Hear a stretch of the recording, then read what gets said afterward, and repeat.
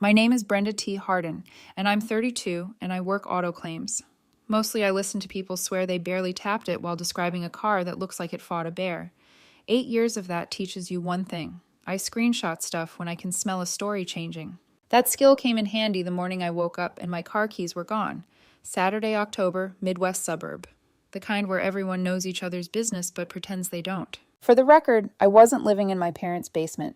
I moved back in short term during busy season to save money and cut my commute. I paid rent, paid utilities, and kept my stuff locked up because my sister treats ownership like a suggestion. I'd been looking forward to sleeping past 7 a.m. for the first time in 2 weeks because we just finished a nightmare month of back-to-back claims from a hailstorm that hit 3 counties. My eyes cracked open at 8:22. Hand reached for my dresser where I keep my keys. Wallet phone, same spot every night. When something isn't where it should be, I notice immediately. Wallet phone, no keys. I sat up, checked again, checked the floor, checked my jacket from the night before. Nothing. My heart started doing that thing where it knows something's wrong before your brain catches up. Quick context. My car had been in the shop for a week with transmission issues, parts on back order. The only drivable vehicle at the house was Mom's brand new 2023 SUV, and I kept her spare key on my keyring because she kept misplacing hers. I walked to the window and looked at the driveway. Empty, just oil stains where Mom's SUV should have been sitting. Here's some more background, so the rest makes sense. Mom bought that SUV about a month earlier and asked me to park it in the driveway because her depth perception was garbage. I'd said sure. She'd handed me the spare key, told me I was the only one she trusted not to curb it or scrape it backing out. That SUV was her pride and joy, $35,000. Silver paint, leather seats, all the safety features. That new car smell she'd threatened to disown anyone who ate inside it for ruining. She'd been making payments on it for 4 weeks, still owed about $29,000 on the loan. She showed it off to everyone, the neighbors, her co-workers, random people at the grocery store who'd compliment the color. She'd spent 2 years saving for the down payment. I stood there in my boxers and a faded t-shirt from some 5K I ran 6 years ago, staring at that empty space, and my brain assembled the puzzle pieces before I even wanted it to. Kayla, my 28-year-old sister, still lived at home. Bounced between part-time jobs like it was an Olympic sport. Hostess at 3 different restaurants in the past year, retail during the holidays, dog walker for about 6 weeks until she got bored. She had a track record of taking stuff that wasn't hers and expecting everyone else to deal with it. Kayla had a history, not oops. I borrowed your hoodie history, more like took my laptop and returned it cracked, then cried until I got blamed for being mean. Disappeared my headphones and somehow they reappeared as lost right after she needed money. And every time my parents acted like the real crime was me noticing. But this was different. This wasn't headphones or $80. My phone buzzed, number I half recognized. I opened the text and felt my stomach drop through the floor. It was a photo of Mom's SUV wrapped around a wooden fence post off some back road. Front end completely destroyed. Hood crumpled up like someone had stepped on an aluminum can. Airbags blown. Glass everywhere. The timestamp said 5:47 a.m. Nicole, one of Kayla's friends I'd met maybe twice, had sent the crash photo. She must have gotten my number from Kayla's phone. Then Bree started contradicting her in a separate thread. One said everyone walked away fine. The other said Kayla's wrist was messed up pretty bad. I screenshotted both conversations because they were already rewriting the night, and neither seemed to realize I could see both versions playing out in real time on my screen. I pieced it together. They'd gone to some birthday party at a lake house about 2 hours away. Some guy named Tyler, who threw these big blowouts every year. Kayla had been up all night partying and insisted she was fine to drive everyone home at dawn instead of sleeping it off. Fell asleep at the wheel, drifted off the road, plowed through that fence into a drainage ditch. 8 years in claims taught me that the first version of the story is never the last. So I screenshotted everything. Not because I wanted drama, but because I wanted truth that couldn't be edited. Because I knew exactly what was about to happen, and I wanted to be ready for the show. Mom came downstairs around 9 a.m. I heard her shuffling around in the kitchen making coffee, humming some song from the radio. Dad was already out back doing something with the lawnmower.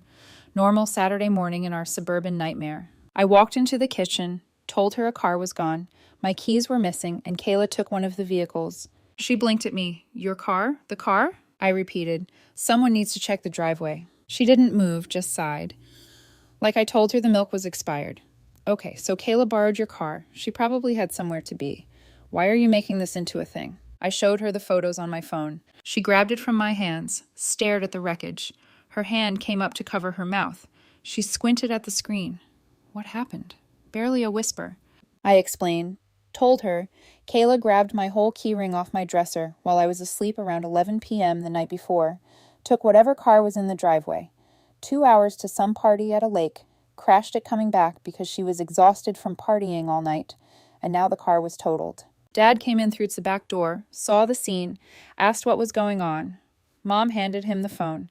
He squinted at the photo, then looked at me with this weird tightening around his jaw that I'd seen 1,000 times before when Kayla was involved. This is your car. I didn't answer. He shook his head. Look, it's not great, but it's just a car. Your car? You've got insurance. Why are you making this into a federal case? Why are you doing this? Mom added, making everyone upset over your vehicle. You're always looking for ways to make her look bad. Dad said, this better not be some kind of setup. I told him to call Nicole himself if he didn't believe me. Gave him the number. I didn't argue. I just let them talk because they always tell on themselves when they think you'll fold. Then came the part I'd been waiting for my whole life. Mom shook her head slowly. Kayla wouldn't steal. You probably left the keys somewhere she could find them. Maybe you told her she could borrow your car and forgot. She paused. You've been tired from work. Maybe you're confused. I didn't raise my voice. I didn't plead my case. I just watched her say the words out loud like she couldn't hear herself. Dad was already on the phone with Nicole, but he wasn't asking questions. He was telling her what to say. So he gave her permission to take your car, right? She said you told her she could. Kayla showed up around 1 p.m. Turned out Nicole's boyfriend had driven out to pick them up from the ER after the crash. I heard her key in the lock. Heard her trying to sneak in without being noticed. That particular shuffle she did when she was hoping to slide past everyone and disappear into her room before anyone could ask questions. I recognized it immediately. Same move she'd pulled 100 times before. She looked rough. Makeup smeared under her eyes like a raccoon. Hair tangled with what might have been a leaf stuck in it. Clothes wrinkled and grass stained from whatever field she'd ended up in. A splint on her left wrist. Bruises up her forearm. She smelled like campfire smoke, and that stale smell of someone who hasn't slept in way too long. Mom rushed to her immediately, pulled her into a hug before she could even put down her bag. Asked if she was okay, where she'd been, what happened, the whole concerned mother routine. While I stood in the doorway, watching the script play out exactly as written, Kayla glanced at me over Mom's shoulder. I could see the gears turning. She was figuring out what story to tell, deciding how much we already knew. She pulled back from Mom. I stayed at a friend's house last night. Borrowed a car to get there. Didn't mention the crash. Didn't mention the totaled SUV. Just stood there, looking tired and hoping that would be enough to make everyone stop asking questions. I held up my phone with the crash photo on the screen. Her face went white. Actually white, like someone had drained the color out in real time. It's not what it looks like. Mom spun around, saw the photo again. Kayla, what is going on? I watched my sister pivot in real time. Watched her process the fact that I had evidence. Watched her search for an angle that would make her the victim in all this. She gave me permission. The words came out fast, practiced. I asked her last night if I could borrow her car, and she said yes. She left the keys out for me on purpose, and the accident wasn't even my fault. A deer ran across the road, and I swerved. Dad's whole posture relaxed. See, it's Brenda's car. She had permission. This is between the two of you. Mom nodded, relieved. Exactly. Your car, your insurance, your problem. I don't know why you're dragging the whole family into this. Then Kayla pulled out her phone and turned to me. Tell them you said yes. Go ahead. Tell Mom you gave me permission. Dad stepped closer. Just say it. Say you told her she could take it. This doesn't have to be a whole thing over your beat-up car. No, not. I don't want to. Not maybe later. Just no. I work claims. I know what fraud smells like. I said I was asleep. Said she took my keys from my dresser without asking sometime around 11 p.m., based on timestamps from her friend's texts. Kayla's voice went sharp. You're lying. You've always been jealous of me. You're always looking for ways to make me look bad. You're being cruel and unfair and vindictive. And here's the part of that still makes me shake my head. Mom's expression softened. That mom brain kicking in again. Logic going right out the window. Why are you making such a big deal? It's your car. You have insurance. If you really love this family, you'd stop trying to get your sister in trouble over your own vehicle. Dad nodded along. Exactly. Handle it yourself. File a claim. Move on. I stayed quiet. Let them finish. The kitchen felt smaller with every sentence, like the walls were inching in to see if I'd fold. Kayla kept staring at me with that familiar look, the one that said she was waiting for the adults to force me to surrender so she could walk away clean again. Then I asked Mom if she wanted to call the insurance company herself, or if she needed help with the phone number. The room went dead silent. I could hear the clock ticking on the kitchen wall. Dad laughed. Why would she call? It's your car. I kept my voice steady. My car has been in the shop for a week. Transmission issues, parts on back order. The only vehicle in the driveway last night was Mom's SUV. Mom's face flickered. No, she took your car. She said she took your keys. My keys had Mom's spare on them. The spare I've been holding because Mom keeps losing hers. Mom shook her head hard. No, that's not. Kayla cut in fast. It was dark. I couldn't tell. Bree said it was silver and new. Mom's SUV is silver and new. Mom grabbed her phone like it could save her from hearing the rest and called Bree herself. I watched her mouth tighten while it rang, like she was still trying to will the universe into a different version of the morning. When Bree answered, Mom went into that bright fake calm she uses with strangers. Hi, sweetie. This is Kayla's mom. I just need to confirm something. That car in the photo, are you sure it was Brenda's? I could only hear Mom's side, but her face told me enough. Eyes narrowing, jaw clenching, a forced little laugh. Uh-huh. Okay. So you don't know whose car it was. You just know it was silver and new and nice. She hung up and turned to me like she'd won something. That proves nothing. I didn't raise my voice. I didn't move fast. I just opened Nicole's photo again, zoomed in on the corner where the license plate was barely visible, half blocked by debris and the angle of the ditch. I held the phone out. Mom grabbed it from my hand. Her fingers were shaking so hard the image bounced. She stared, blinked, then stared again like if she looked long enough it would blur into some other numbers. Her plate, her registration, her car. That's my SUV. Yeah. The color drained from her face. 4 weeks of payments, $29,000 still owed. That pride and joy she'd been polishing like a trophy, now scrap metal in a ditch 2 hours away. She didn't turn on Kayla first. She turned on me, like a reflex. Why didn't you tell us immediately? Why did you let us stand here thinking it was your car? You let this whole conversation happen knowing it was mine? I stared at her. I told you a car was missing. I showed you the photos.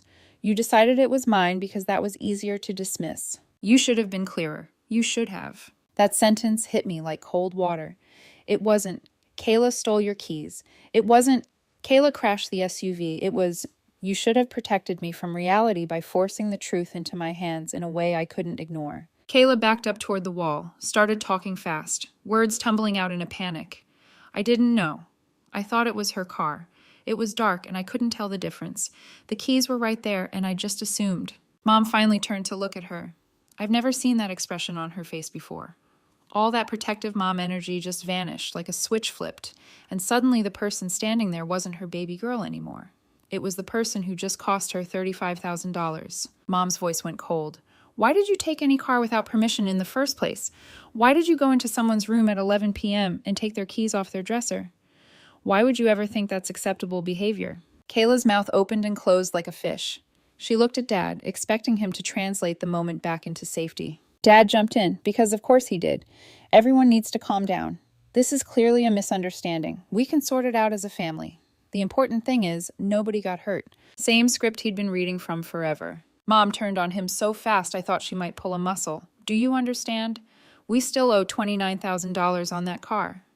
Do you understand? Insurance might not cover anything because she's not on our policy. Do you understand? Your precious daughter just destroyed months of savings in one night of partying. Dad went quiet. That was new. Usually he doubled down. Usually he found a way to make it my fault, or made it a joke, or said it was just money. But Mom said the number out loud, and it landed on him like a brick. Kayla started crying. Not the quiet kind. The loud kind that fills space and demands attention. I'm sorry. I didn't mean for this to happen. I'm so sorry. Mom didn't comfort her. Mom didn't hug her. She just stood there staring at Kayla like she was seeing her for the first time, like the cute little excuses had finally aged out, and now all that was left was the damage. I felt my own body go strangely calm, not because it didn't matter, but because I'd been living in this exact loop for years. Kayla does something reckless. I notice. I get painted as mean. They protect her. The only difference this time was the price tag was too loud to ignore. Dad cleared his throat and tried to take control again. We'll call the insurance. We'll see what they say. We'll figure it out. Mom snapped. Will, like it was a family project, like Kayla hadn't stolen keys off my dresser while I slept, like this was something that happened to us, not something Kayla chose. Kayla kept repeating, "I'm sorry," and she kept glancing at me between sobs, like she still wanted me to be the one who saved her. Like she was waiting for me to say, "It's okay, I'll handle it, I'll fix it, I'll lie, I'll pay, I'll absorb." I didn't say anything. I watched Mom's hands shake while she tried to process the math. I watched Dad's face harden with that protective anger that always shows up when Kayla is cornered. I watched Kayla try to cry her way back into being the victim. Then Mom's eyes narrowed again, and I knew where the blame was about to land next. She looked at my bedroom door like the keys had walked out on their own. "You shouldn't have kept that spare on your ring," she said. Like the concept of a spare key was the crime. I felt something hot flicker in my chest, but I swallowed it, because I could already see the next scene coming. Not today, maybe not tomorrow, but soon. When the insurance company said no, when the bank letters came, when the towing fees stacked, someone was going to try to shove the consequences onto the nearest responsible person. And in this family, that person has always been me. I went upstairs, locked my door, sat on the edge of my bed, and opened my phone again. The threads were already messy.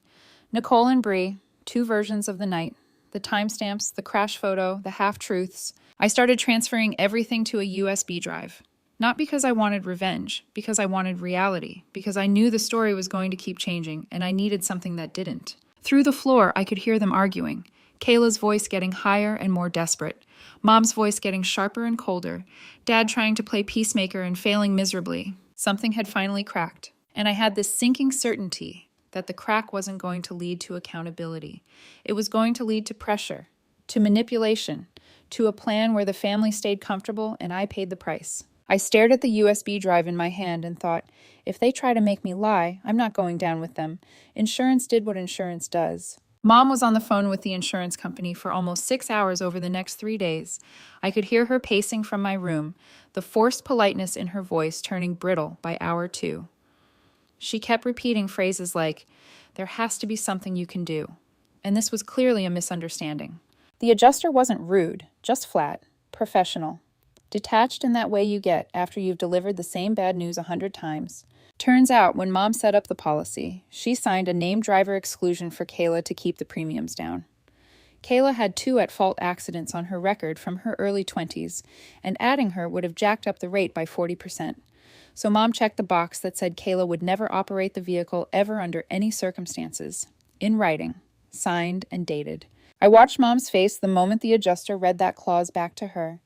That flicker of recognition, the memory of signing it, the realization that she'd excluded her own daughter to save money, and now that decision had circled back like a boomerang. Claim denied, no coverage, no exceptions, no appeal that would stick. The adjuster explained it calmly. Unauthorized driver. Explicit exclusion. Clear violation. I could have recited the script myself. I've delivered that speech to other families who thought love or proximity overrode the contract they signed. It doesn't. Here's the damage in one brutal paragraph. $6,000 down payment. Gone. $29,000 still owed on a vehicle that now existed only as scrap metal and paperwork. Tow yard fees and storage charges stacking daily. The bank calling about the loan. The interest not caring that the car was totaled. Mom went from angry to hollow in about 48 hours. She stopped showing people pictures of the SUV on her phone. Stopped talking about the features. Stopped mentioning the 2 years she'd saved for the down payment. She started driving her 15-year-old sedan again, the one with 140,000 miles that rattled if you pushed it past 55. Dad tried to keep the house in denial mode. Nobody died. It's just money. We'll figure it out. Kayla walked around like a ghost, wrist in a splint, bruises fading from purple to yellow. She kept apologizing in these quiet bursts whenever Mom walked by. "I'm sorry, I didn't mean it. I didn't think it would be this bad." She didn't look at me much anymore. I stayed quiet. I went to work. I handled other people's disasters while mine simmered at home. Every time I closed a claim, every time I explained exclusions or policy limits to someone who thought the rules wouldn't apply to them, I could hear the echo in my own kitchen. "You signed it. It's in writing. There's no coverage." By day 4 after the crash, the house felt like it was waiting for something, the kind of tension where nobody's yelling but everyone's calculating. I came home from work and found both my parents in the kitchen. Mom at the table with papers spread out in front of her. Dad standing with his arms crossed, face set in that expression he uses when he's about to lay down a verdict. He'd positioned himself between me and the hallway like they'd planned this. We need to talk about your responsibility in this situation. I set my bag down slowly, asked what responsibility he was referring to. Mom slid a piece of paper across the table. It was a breakdown of the costs. The remaining loan balance, the tow fees, the storage charges, the down payment, everything itemized in her neat handwriting with a total circled at the bottom. Your keys, she said. Your responsibility. If you'd kept them secured, none of this would have happened. Kayla wouldn't have been able to take the car in the first place. I stared at her, asked if she was serious. Dad stepped closer. You left those keys where anyone could find them. You were careless, and now your mother is facing financial ruin because of your negligence. I felt something cold settle into place inside my chest. My keys were on my dresser, in my room, at 11 p.m. while I was asleep. I said the only way anyone could have taken them was by entering my room while I was asleep and physically removing them. That's not carelessness, that's theft. Stop blaming your precious little sister, you pathetic bully.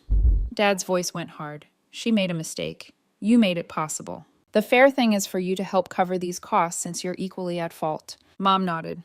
We've talked about it. We think you should contribute at least half, $15,000 toward the loan, plus the storage fees that are still accumulating. There it was. They weren't just defending Kayla anymore. They were trying to invoice me. I asked them if they understood they were asking me to pay for a vehicle I never drove, never crashed, and never gave anyone permission to take. Dad's jaw tightened. You need to think about your future in this family. That sentence hung there. Not love, not fairness. Future in this family. We can still make this go away if you cooperate, he added. Call the insurance company. Tell them you gave Kayla permission to drive your mother's car. Say it was a miscommunication and help cover the gap. There it was again. Cleaner this time. Direct. Commit insurance fraud. I felt my pulse in my ears, but my voice stayed level. What you're describing is a felony. I'm not going to prison or bankrupting myself, so Kayla can avoid consequences for the 100th time. You're being selfish.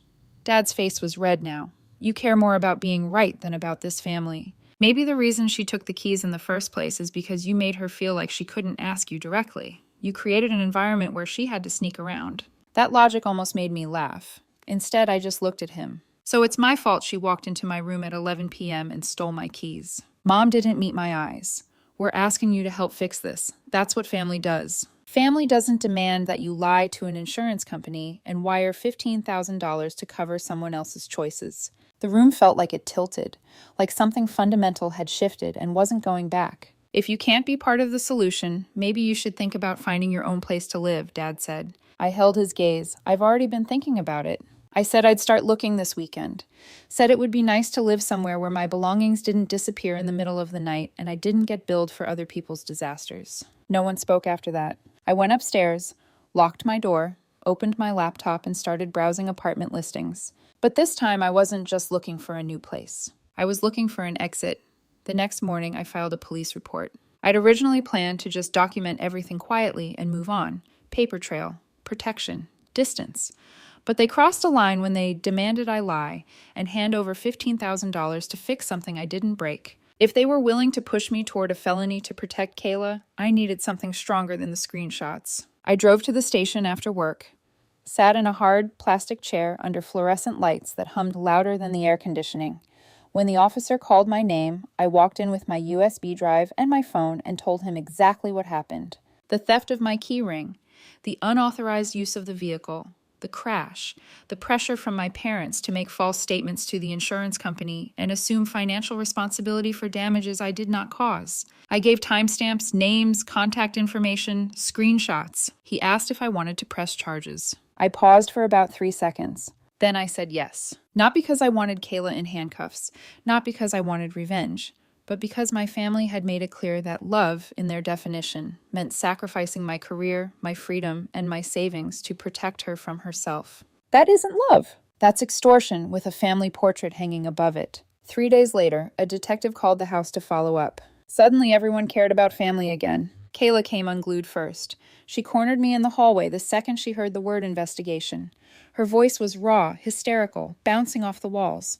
Are you insane? You called the police on me over one mistake? One mistake is grabbing the wrong coffee order, driving 2 hours to a lake house party, staying up all night, taking someone's keys without permission, falling asleep at the wheel, crashing a car that isn't yours, lying about it, then trying to get me to cover it up.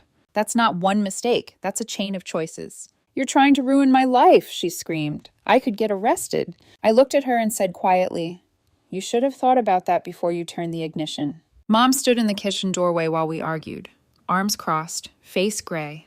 She didn't defend Kayla this time. Didn't defend Dad either. She just looked tired, like the reality was finally heavier than the excuses. Dad tried to revive his peacemaker routine.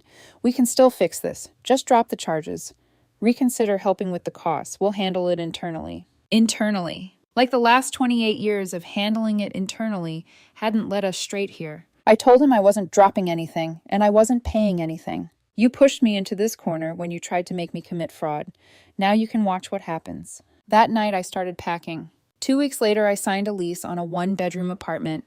Nothing fancy. Beige carpet, thin walls. But it was mine. No shared driveway, no disappearing belongings, no surprise invoices taped to the fridge. I spent the weekend moving out while my parents watched with this strange mix of disbelief and resentment.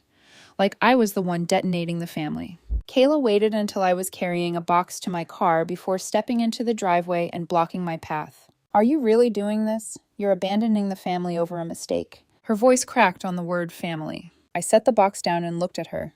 Really looked at her. Dark circles under her eyes. Hair unwashed. Wrists still stiff. She looked less like a golden child and more like someone who just realized the safety net had holes. I offered to pay Mom back, she said quickly. I told her I would. Nobody's giving me a chance. And that police report, I could get in serious trouble if this goes through. I kept my voice steady. It wasn't a mistake. A mistake is grabbing the wrong coat at a restaurant. What you did was a series of choices. You chose to come into my room at 11 p.m. You chose to take my keys. You chose to drive 2 hours to a party. You chose to get behind the wheel exhausted. You chose not to call an Uber. Every step was a decision. She shook her head like I was speaking another language. You're cold. You've always been like this. You care more about rules than people. Real family would help each other through hard times. Real family doesn't steal from each other and then demand the victim pay for the damage. Her eyes filled again, but this time there wasn't a performance in it. There was something closer to fear. I picked up the box. I'm not ruining your life, Kayla. I'm just not fixing it for you. I loaded the last of my things, got in my car, and drove away. I didn't look back. My parents didn't call for 3 weeks. The silence was almost peaceful. My apartment was quiet in a way the house had never been.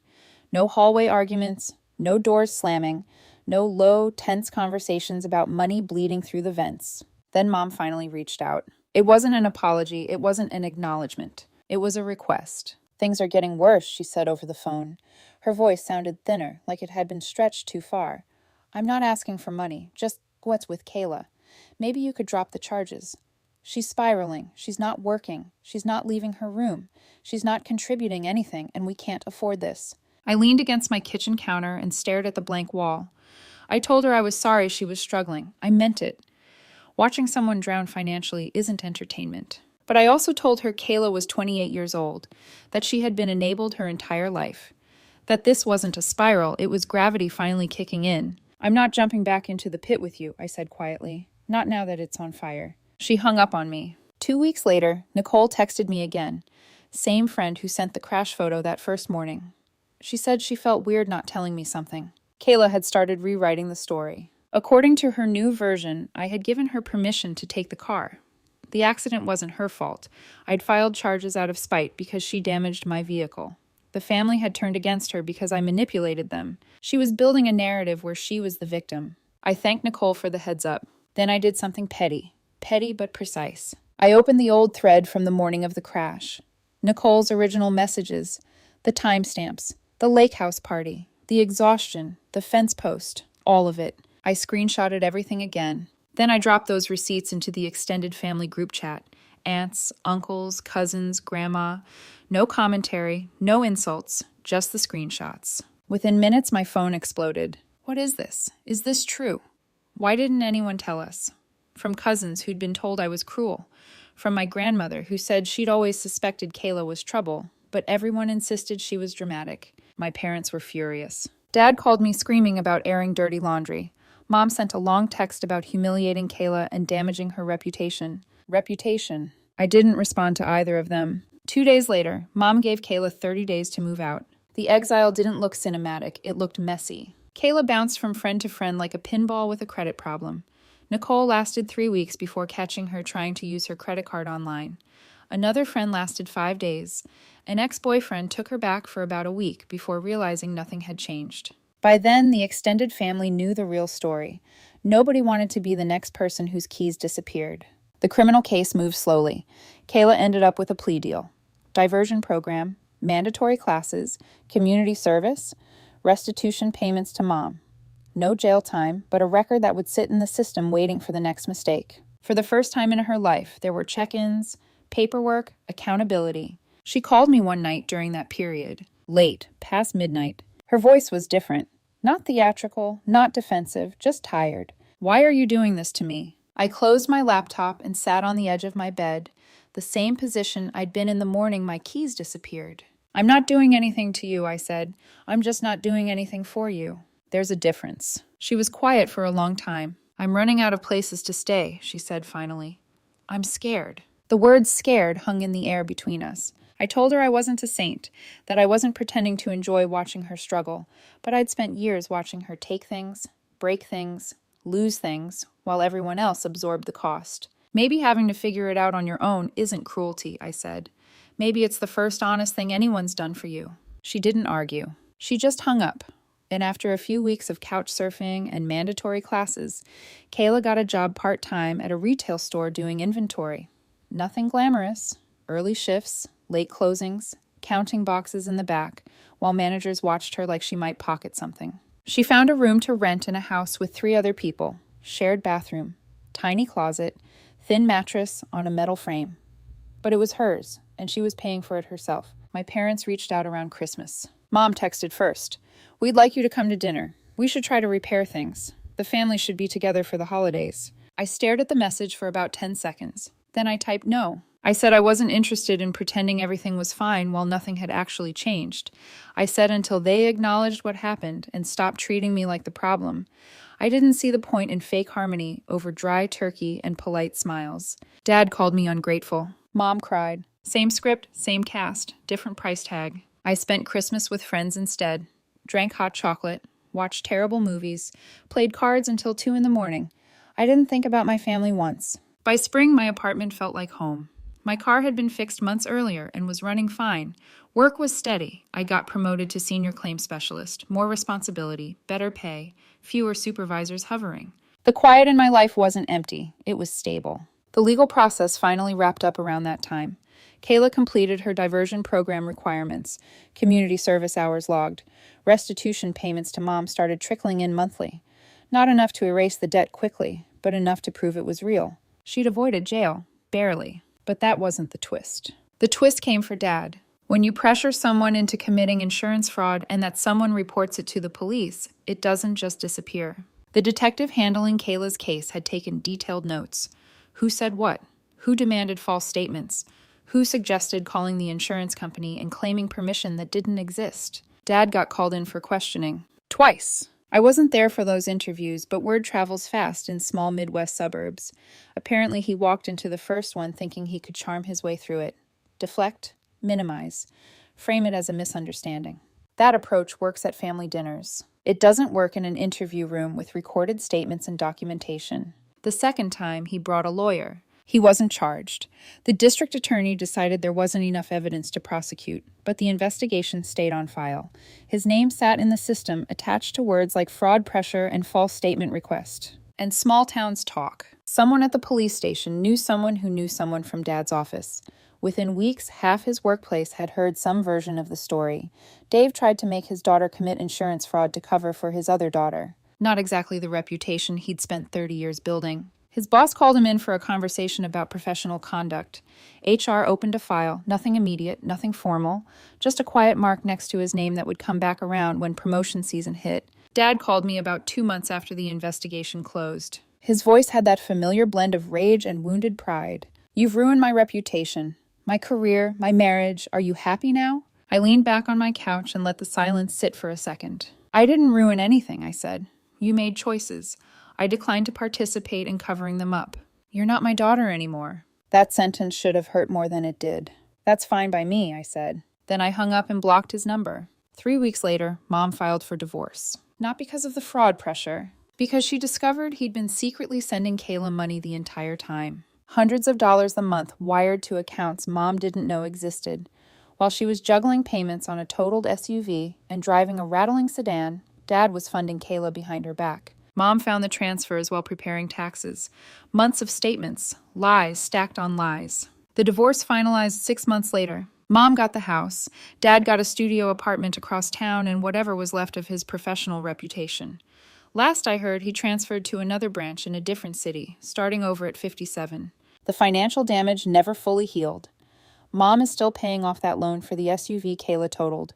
She'll be paying for another 3 years at least. She hasn't spoken to Kayla since kicking her out. She hasn't spoken to Dad since the papers were signed. As for Kayla, last I heard through cousins, she's still working retail somewhere, still renting a room, still paying restitution each month. Whether she's changed or just learned to be more careful, I don't know. I don't really care to find out. Last Christmas, I spent it with friends again. Ordered pizza, watched bad movies, laughed until my stomach hurt. My apartment is quiet. My keys stay on my dresser every night. Nobody touches them. Funny how simple life gets when you stop living with people who treat your belongings like communal property and your boundaries like suggestions. That empty driveway almost 2 years ago felt like the worst morning of my life. Turns out it was the morning I finally stopped being the family cleanup crew. They made the mess. They're still cleaning it up.